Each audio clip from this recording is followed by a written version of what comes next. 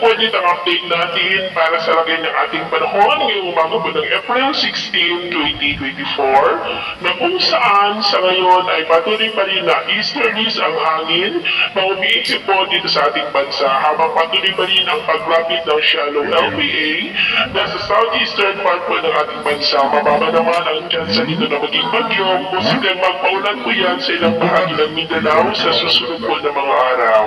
At ito naman ay pinapakita ng forecast model natin pong ginagamit hanggang po sa susunod na 2 linggo. At sa lagay ng ating panahon, ngayong madaling araw ay maayos ang panahon sa malaking bahagi ng ating bansa pero may chance pa rin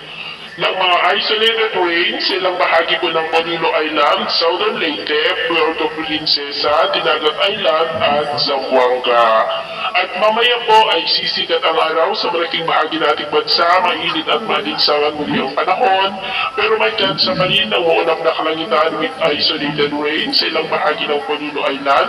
Southern Samar, Dinagat Island, Northern Palawan at Zamboanga,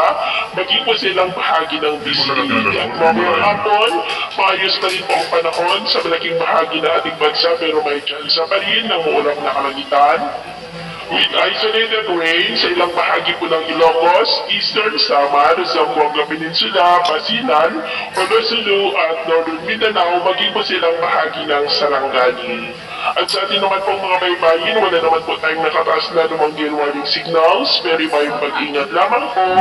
kung papalaot tayo para mas makaiwas sa mga sakunang ang karagatan.